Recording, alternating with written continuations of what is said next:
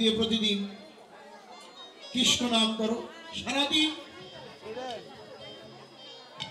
সারাদিন কর্মের মধ্যে থেকেও ভগবানের নাম করা যায়।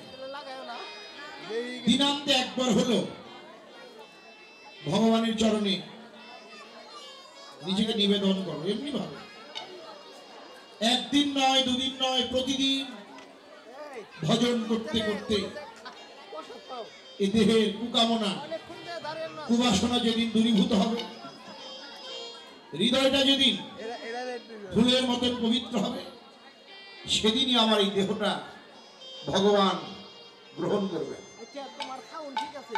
যতক্ষণ পর্যন্ত আমার মধ্যে কুটিলতা থাকবে ততক্ষণ এই দেহ গোবিন্দ সেবায় লাগবে। ছাড়রে মন কুটি নাই, শিশুর মতো প্রাণ নিয়ে ভজন করো।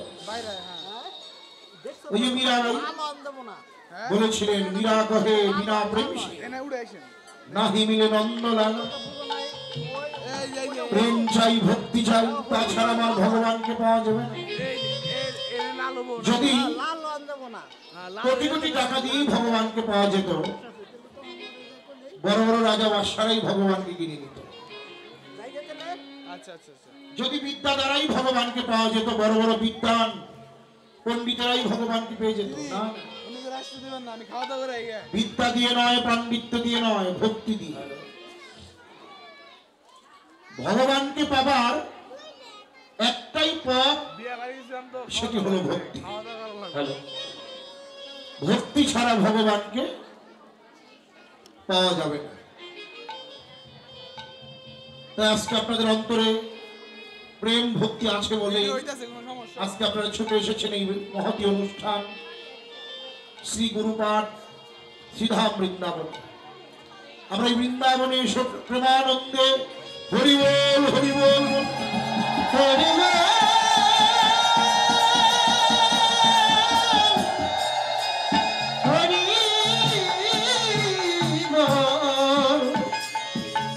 হরি বল হরি হরি। প্রথমেই ততচিত গৌর চন্দ্রিকা বৈষ্ণব কবি বললেন, হেমশয় অতি গোরা অতি গোরা, সুমধুর হাসথরা হাসথরা, জগজন নয়ন আনন্দ জগজন, জগজন নয়ন আনন্দ। এর অর্থ কি? স্বর্ণ। স্বয় মানে হলো চেয়েও, সোনার চেয়েও অতি মনোহরকারী আমার গৌরাঙ্গ রূপ মাধুরী। এই জগতের সোনা প্রাকৃত ধাতু, আর আমার গৌর হচ্ছেন অপ্রাকৃত বস্তু। এই অপ্রাকৃত কোন বস্তুকে প্রাকৃত ধাতু দিয়ে তুলনা করা যাবে না, কারণ তার তুলনা কেউ তুলনা, তার তুলনা তারই সাজেন, তুলনা নেই তার ত্রিভুবন মাঝে। তাহলে সেই রূপের যদি তুলনা না হয়, বৈষ্ণব কবি কেন বললেন হেমশয় অতি গোরা? তিনি তুলনা করেন না। মহাপ্রভুর রূপের এক পাশে এক খণ্ড স্বর্ণকে উপস্থাপন করেছেন মাত্র। তিনি দেখলেন যে এই জগৎ, এই মাই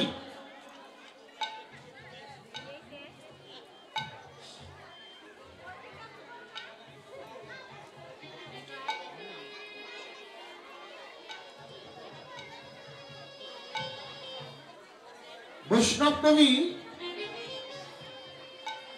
দেখলেন এই জগতে সোনার যে বৈশিষ্ট্য তার সঙ্গে আমার গৌর সোনার বৈশিষ্ট্যের একটা মিল রয়েছে।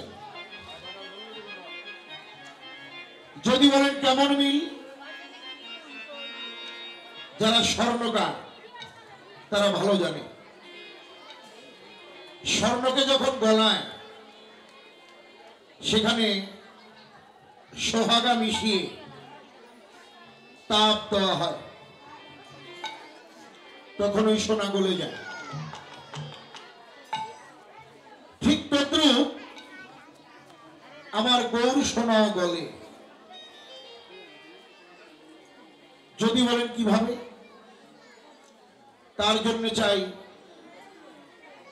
সোহাগ এবং তাপ। অপ্রাকৃত গৌর সোনা, এই অপ্রাকৃত গৌর সোনাকে গলাতে হলে কোন সোহাগা আর কিসের তাপ? ভক্তি শাস্ত্র বললেন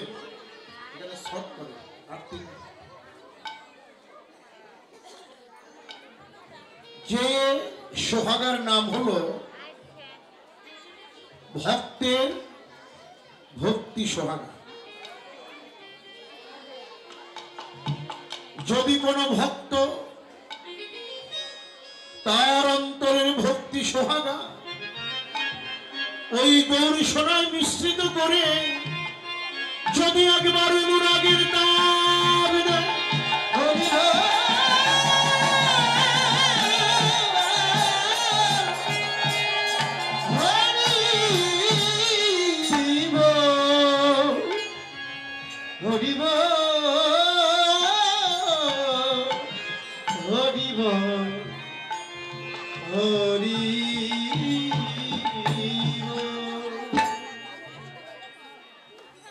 আমার গৌর সোনা তবেই গলে যায়। দেখেন, অনুরাগ এবং ভক্তি না থাকলে কোনোদিন ভগবান মিলবে না। অনুরাগের ঘরে না ঢুকলে মন মুখের কথায় ভজন হবে না। অনুরাগটা কেমন? আমি তোমাকে ধরবই, এটা হলো অনুরাগ। যত বাধা আসে আসুক, মানব না। সমস্ত বাধা অতিক্রম করে আমি তোমার কাছে গিয়ে পৌঁছাবো, এটা হলো অনুরাগ। যেমন এসেছে, অনুরাগ না থাকলেই বৃন্দাবনে আসা যায় না এবং এখানে এসে বসেও থাকা যায় না। এটাই হলো অনুরাগের লক্ষণ। আমাদের শ্রীল নরোত্তম ঠাকুর মহাশয় প্রেম ভক্তি চন্দ্রিকা গ্রন্থে বলেছেন, জল বিনু যেন মিন। মিন মানে হলো মাছ। দুঃখ পায় আয়ুহী। জল ছাড়া যেমন মাছ বাঁচতে পারে না, প্রেম বিনু সেই মতো ভক্ত। যারা ভজনশীল, যারা বৈষ্ণব, যারা ভক্ত, তাদের অবস্থাটাও ওই জল ছাড়া মাছের মতো ছটফট করে। কেন ছটফট করে? প্রেমের সন্ধানের জন্য। যেখানে প্রেম ভক্তি নাই সেখানে ভক্ত থাকে না। ভক্তের অনুরাগটা কেমন? যেখানে নাম যজ্ঞ, লীলা যজ্ঞ, যেখানে ভক্ত সঙ্গ, যেখানে হরিবাস,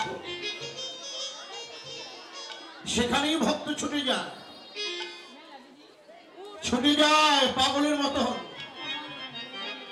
সে কেঁদে কেঁদে বলে, আমি কোথায় গেলে ভক্তের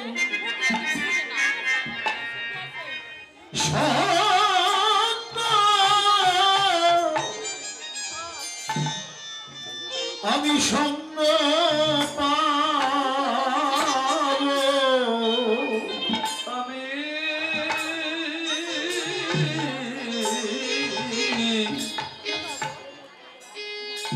আমি কোথায় গেলে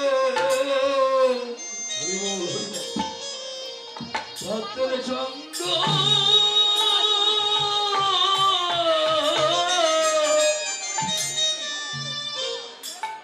সঙ্গ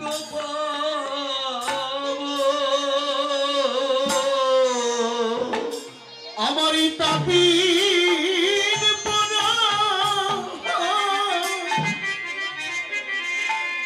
আমারই তাপিন পরাণ আমি চুরাইব আমি কোথায় গেলে এই সঙ্গ পাব আমার তাপিন পরাণ আমার তাপিন পরাণ আমি চুরাইব আমি কোথায় গেলে ভক্তের সঙ্গ পাবো আমার তাপি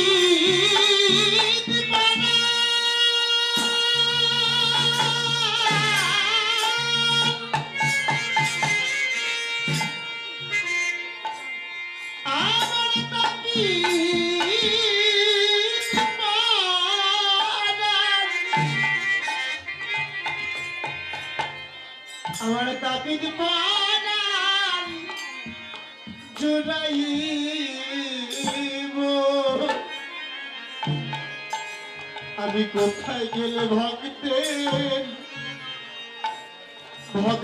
সঙ্গ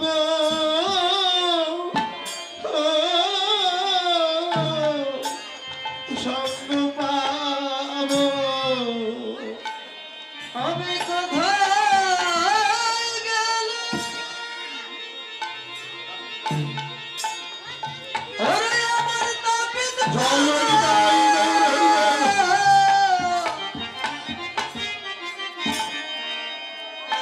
আমার তাপিত আমি চুরাইব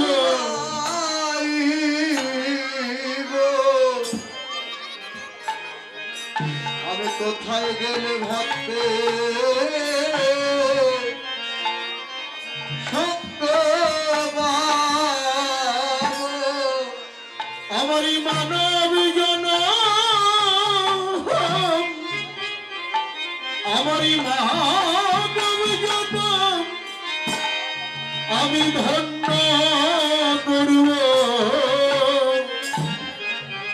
আমি কোথায় গেলে ভক্তের সঙ্গ পাব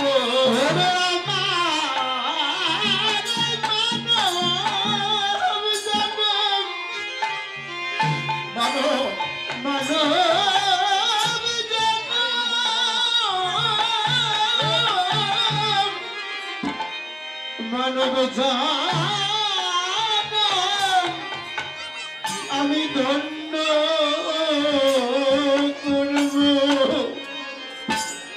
আমি কোথায় গেলে ভক্তের সঙ্গ পাব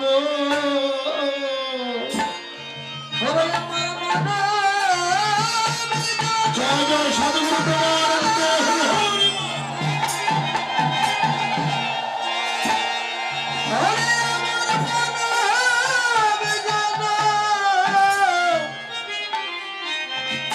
আমার মানব জন আমি ধন্য করব আমি কোথায় গেলে ভক্ত সঙ্গ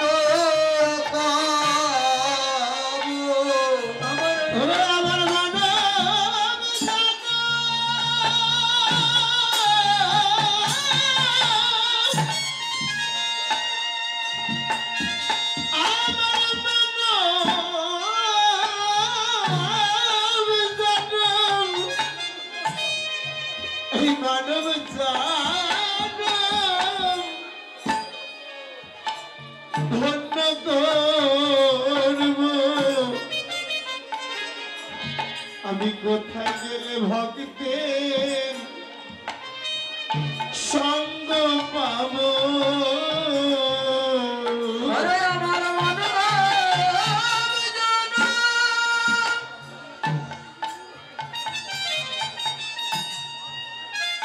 আরে আমার মানব জানা আমার মানব জানা আমি ধন্য করব আমি কোথায় গেলে ভক্ত সঙ্গ পাবো আমি কোথায়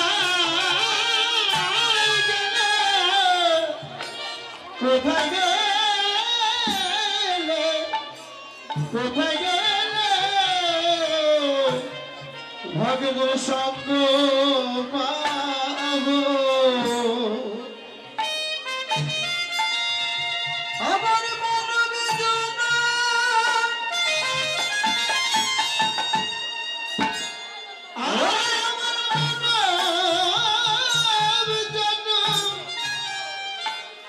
মানব জান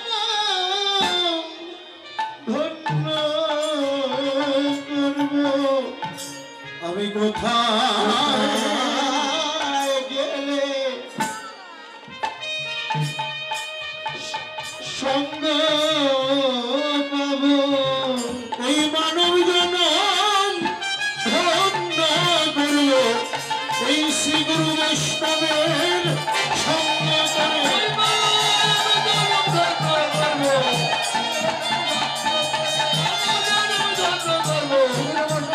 করে আমি কোথায় গেলে ভক্ত সঙ্গ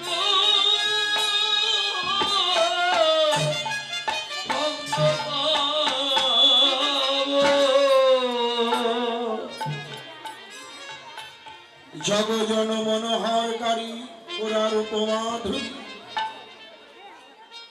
ওই রূপ দেখতেই আনন্দ হয় সে তো আনন্দেরই মূরতি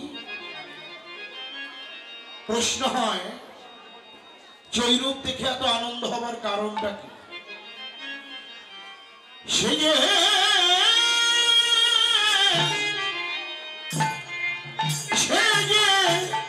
প্রীতি মরতি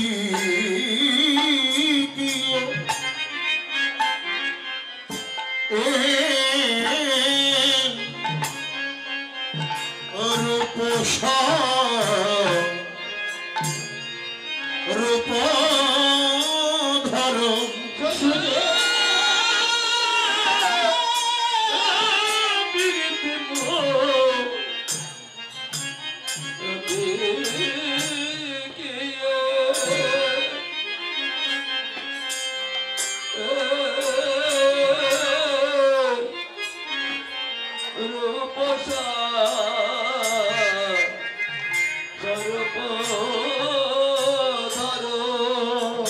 সে যে মূরতি ধরেছে মরতে ধরেছে মরতি ধরেছে মূরতি ধরেছে ওই প্রীতি রসে যেন মরতি ধরেছে রসে যেন মরতি ধরেছে প্রীতি রসে যেন মূরতি ধরেছে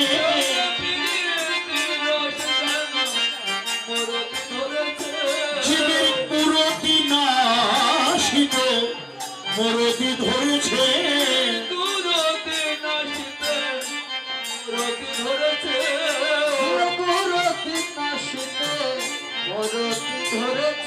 জীবের পুরতি নাশিত প্রেম ভক্তি প্রদায়িত পুরতি নাশিত পুরতি নাশিত পুরতি নাশিত পুরতি নাশিত ধরেছে পিরি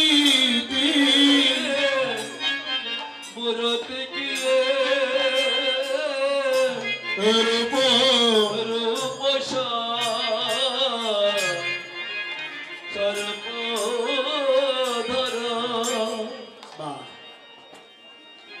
মহাপ্রভু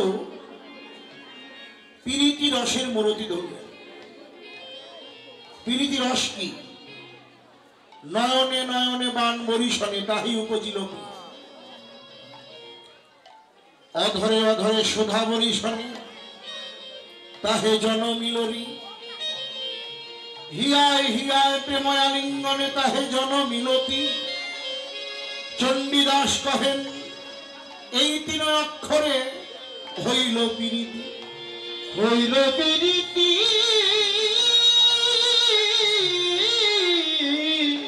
হইল পীরিতি। জীবের কুরতিকে নাশ করবে। কু মানে হলো খারাপ, রতি মানে ভালোবাসা। ভালোবাসা গাঢ় হয়ে রতি নাম হয়, রতি গাঢ় হয়ে প্রেম আখ্যা হয়। এই প্রেমের সার মহাভাবে জানি, মহাভাবের মূরতি শ্রীমতী রাধা ঠাকুরানী। রাধা ঠাকুরা,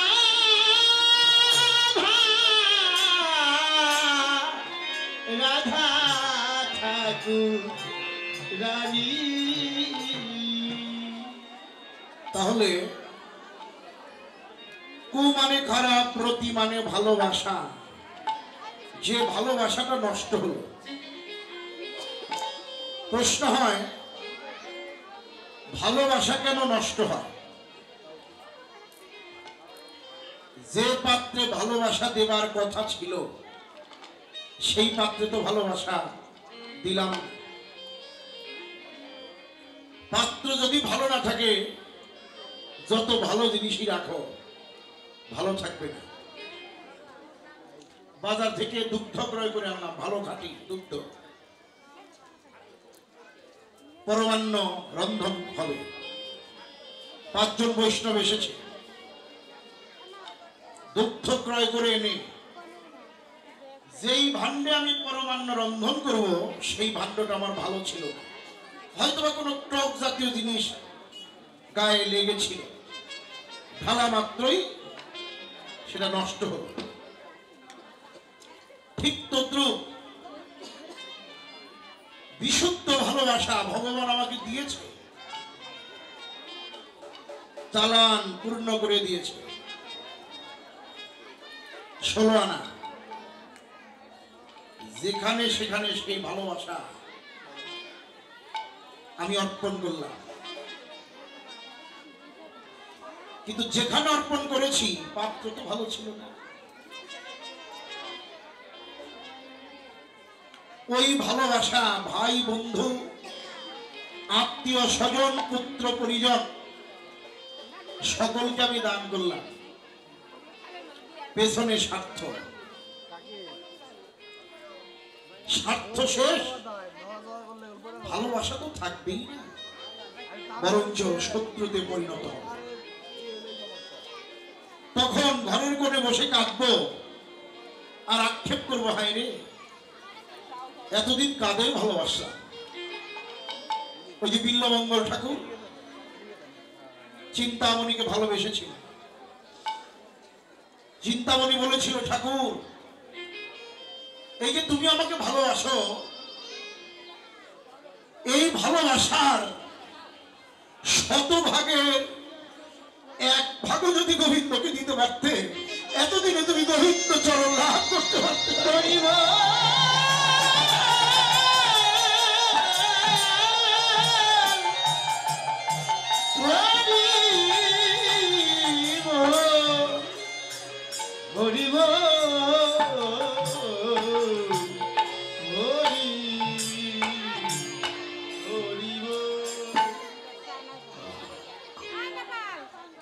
ভালোবাসো ভগবানকে,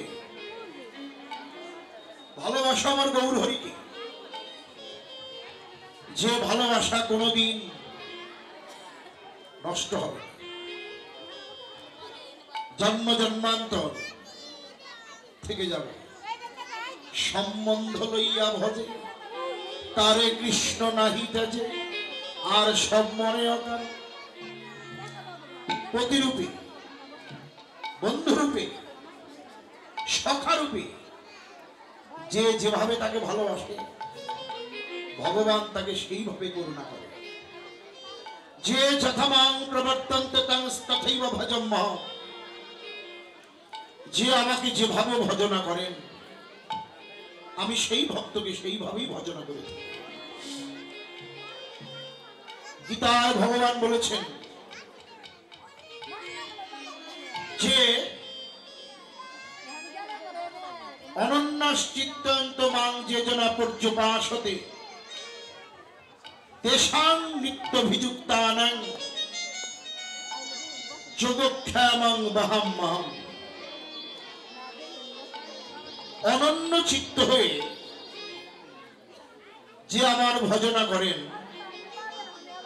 আমি সেই ভক্তের পরোক্ষ কর্মফল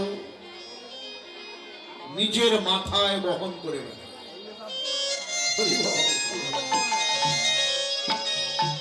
এই পাণ্ডিত্য দিয়ে তো আর ভগবানের মহিমা বোঝা যাবে না। অর্জুন মিশ্র পণ্ডিত ছিল, অযাচক বৃত্তি, মানে সারাদিন ভিক্ষা করতেন, সন্ধ্যাবেলা ভিক্ষা করে যা পেতেন ভগবানকে ভোগ নিবেদন করে প্রসাদ পেতেন। কেউ যদি সেদে ভিক্ষা দেয় তাহলেই সে আনতেন, সে নয়। সে অর্জুন মিশ্র বড় পণ্ডিত ছিল। তিনি কি তার এই শ্লোক দেখে বলল না, বহাম্যহম হবে কেন, ভগবান তো বইতে পারে না। সে হলো দাতার শিরোমণি, দান করবে। পাণ্ডিত্য বহাম্যহম কেটে দিলেন, গীতার বহাম্যহম কেটে দিয়ে লিখলেন দাদাম্যহম। তিনি দান করবে, তিনি কেন বইবে? গীতার ভগবান তো ভিন্ন, গীতাই ভগবানের গুরু। সে আবার কি করেছে, দাদাম্যহম লিখে দিয়ে ভিক্ষা বৃত্তিতে চলে গেল। আর ওই যে ভগবানের অঙ্গে আঘাত লেগেছে, মধ্যাহ্ন সময়ে একজন ধমলকায় একজন কৃষ্ণকায়, দুটো বালক, বিশাল মাথায় ভেদ। অর্জুন মিশ্রের সহধর্মিনীকে ডেকে বলছে, হ্যাঁ গো মা, ধরো ধরো ধরো, আমরা যে আর বইতে পারি না। মাথায় দেখলো বিশাল বোঝা, মাথা থেকে নামালেন আর বললো, দেখো তোমরা দুটো বালক এসেছ, এত উপঢৌকন, এত সামগ্রী, বস্ত্র, এগুলো কোথায় পেলে তোমরা? বললো, দেখো তোমার স্বামী অর্জুন মিশ্র রাজার বাড়ি ভেদ পেয়েছে, আমাদের মাথায় চাপিয়ে দিল, বললো যা বাড়িতে রেখে আয়। আর বইতে পারি না বলে দেখো আমাদের পৃষ্ঠে বেত্রাঘাত করেছে, দেখো দেখো মা, পিঠ থেকে আমাদের রক্ত ছড়ছে।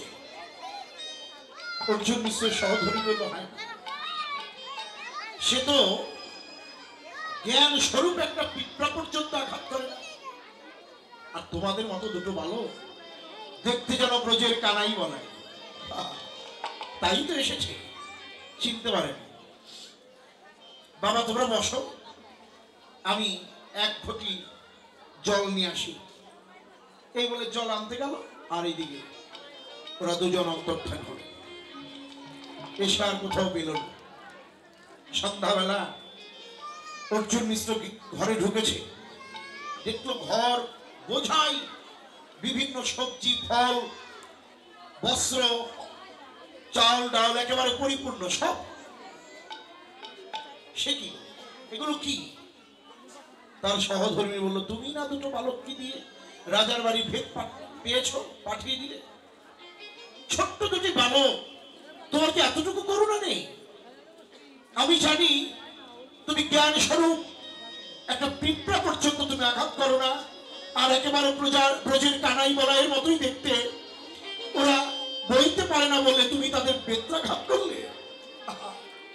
এত নির্দয় হলে তুমি? অর্জুন মিশ্র তো অবাক।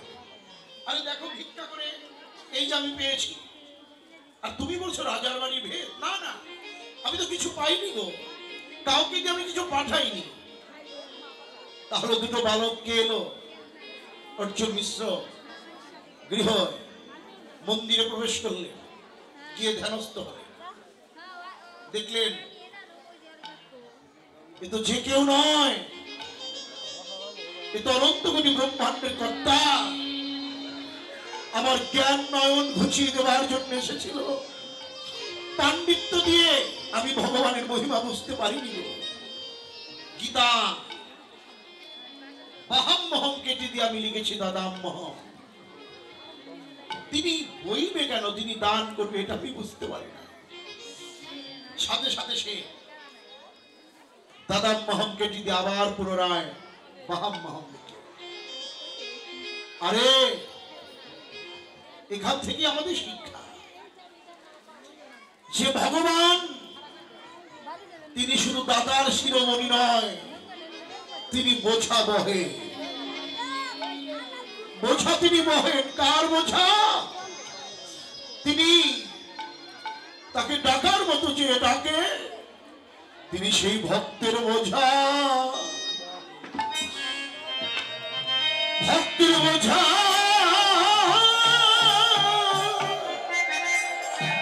বয়ে বেড়ায়, যে ভক্তের বোঝা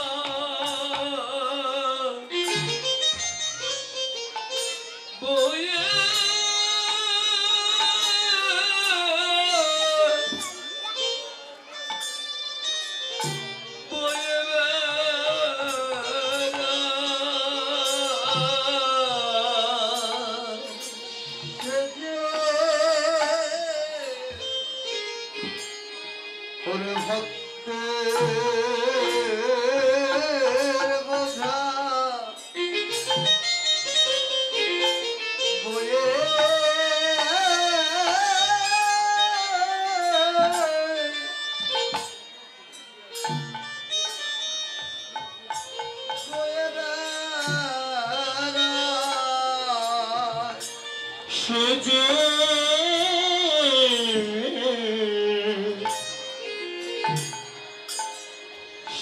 ভক্তের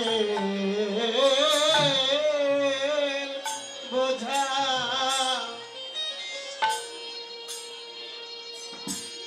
বয়ে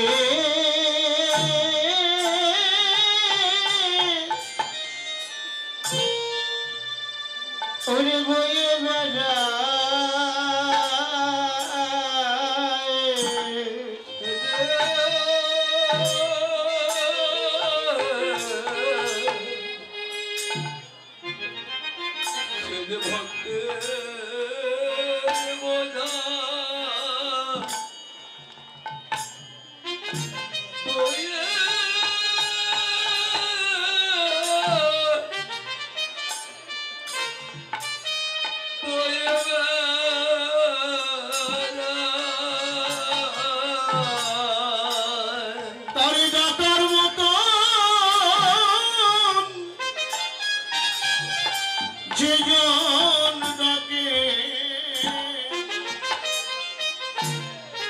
সে ভক্তের বোঝা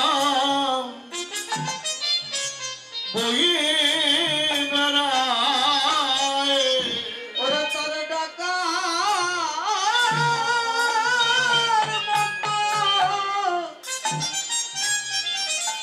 ওরা যেজন ডাকে, তার যে ভক্তের বোঝা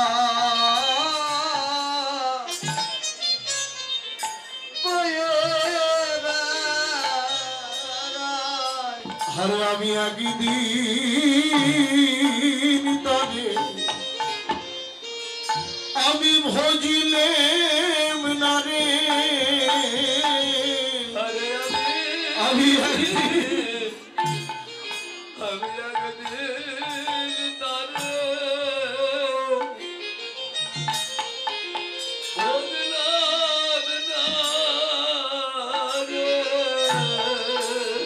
আমি একদিন তারে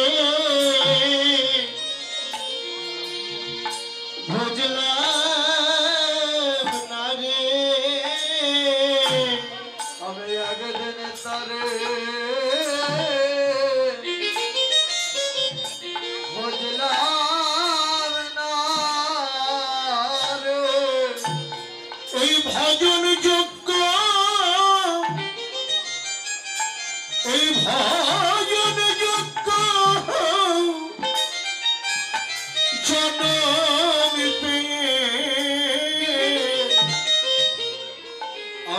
একদিন তারে ভজিলেম না রে।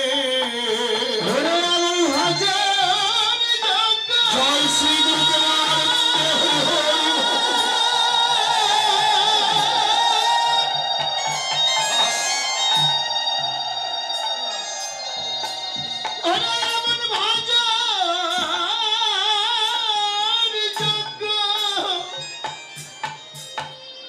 এমন ভজন যোগ্য জগ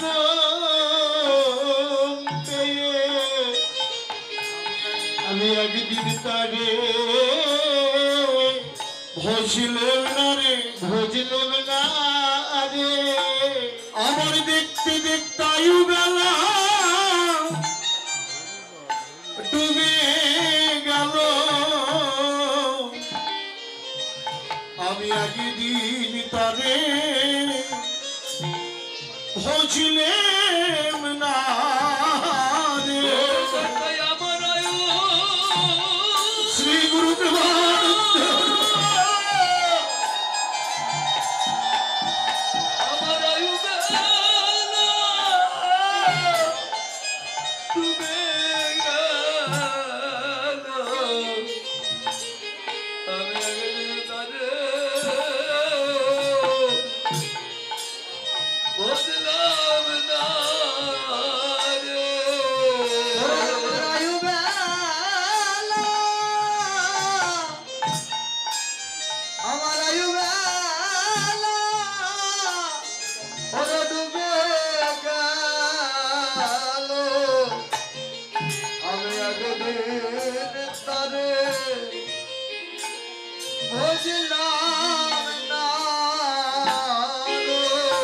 এখন আমার গতি বলো কি বা হবে।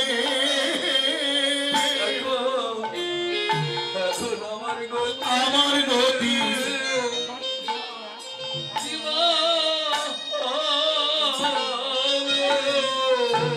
এখন আমার গতি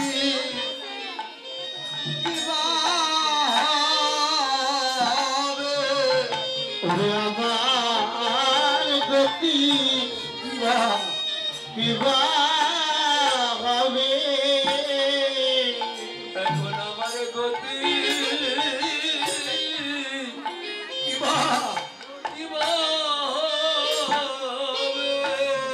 তবে এই সাধু গুরু বৈষ্ণবে এই সাধু গুরু দয়া হবে। আমার গতি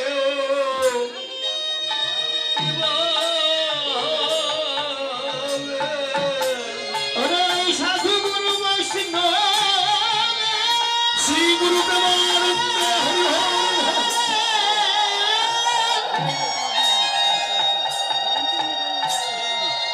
সাধু গুরু বৈষ্ণব এই সাধু গুরু বৈষ্ণবের কৃপা হবে।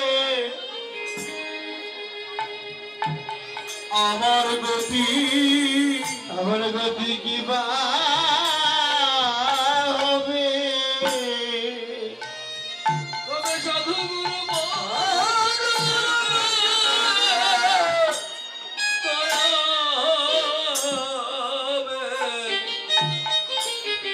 আমার গতি কিবা হবে।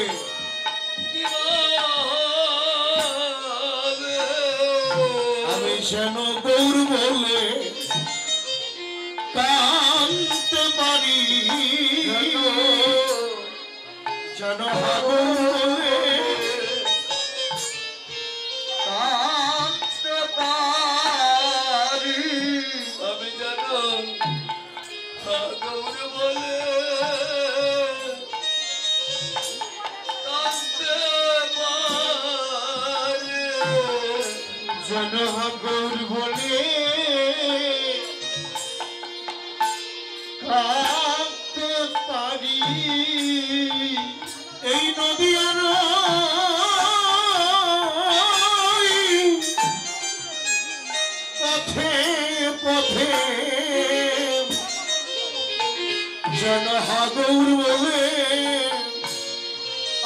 কান্তে বাড়ি ওরে নদী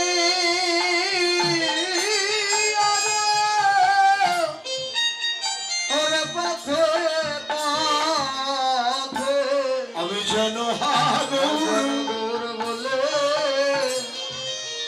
কাঁদতে পারি ওরে নদিয়া জয় নিতাই গৌর হরি বল।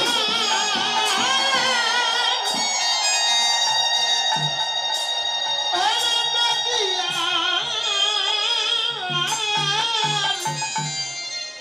নদিয়া ওই পথে পথে যেন যেন হাগো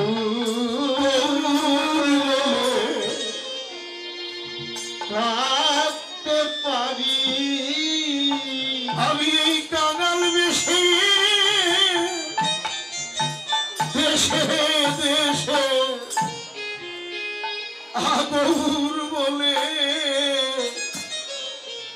কাঁদতে পারি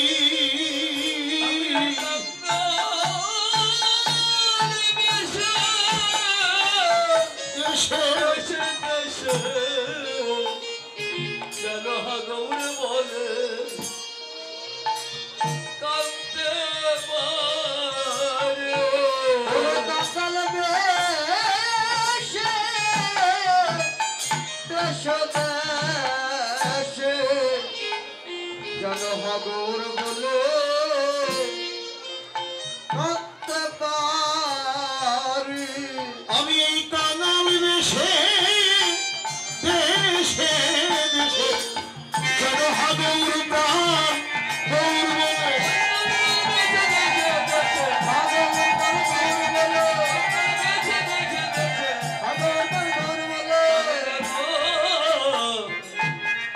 গৌর বলে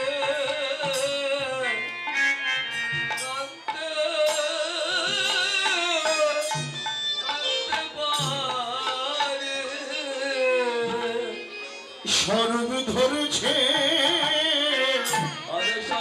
স্বরূপ ধরেছে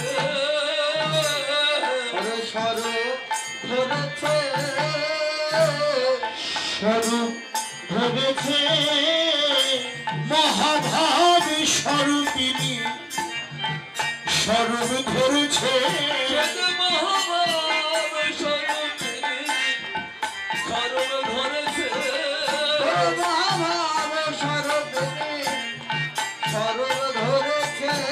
ওরে মহাভাব স্বরূপিনী যার নাম রাধা বিনোদিনী মহাভাব স্বরূপিনী মহাভাব স্বরূপিনী মহাভাব স্বরূপিনী মহাভাব স্বরূপিনী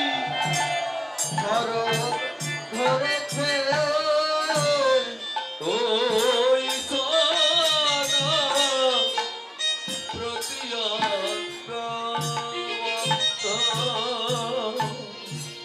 স্বরূপ জীব নিত্য কৃষ্ণ দাস ইহা ভুলে গেল তে কারণে মায়া ফাঁস জীবের গলাতে পড়িল গলাতে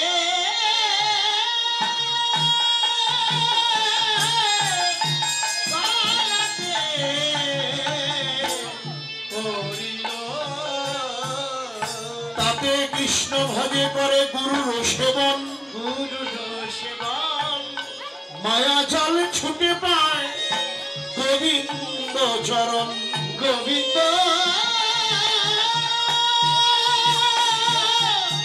গোবিন্দ গোবিন্দ চরণ করে আচুকিয়ে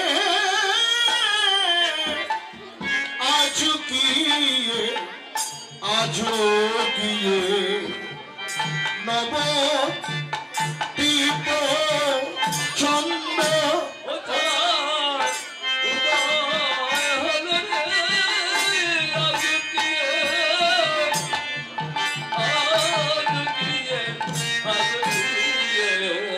নবদ্বীপ চাঁদ উদয় হল রে ব্রজ হইতে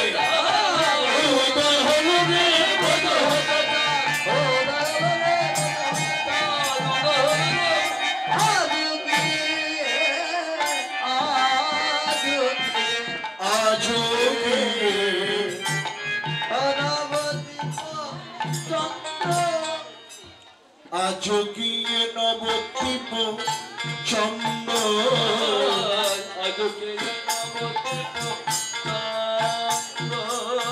কামিনী কাম কলিত ছুমানস দ্বিতীয় ছোগা চিনি মন্দ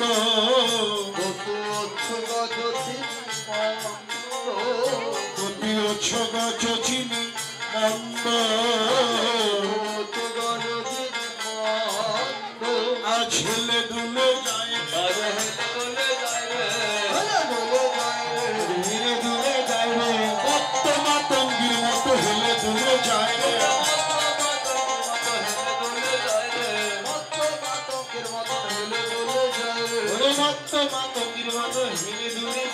যেন ভাবে ভোরা রে চার ভাবে কান্তি চোরা ভাবে ভোরা রে চার ভাবে কান্তি চোরা ভাবে ভোরা রে রাধা ভাবে বিভোর গো রাজার হরিবল হরিবল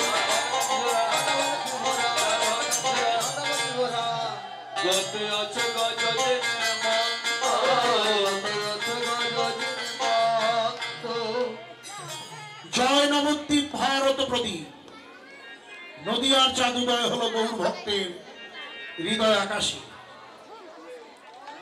এই জগতের চাঁদ বহির জগতের অন্ধকার দূরীভূত করে আর আমার গৌর চাঁদ ভক্তের হৃদয় আকাশে উদিত হলে ভিতর বাহির দুটোকেই আলোকিত করে দেয় তাই সেই গৌর হরি আমার কি করছেন নদিয়ার পথে হেলে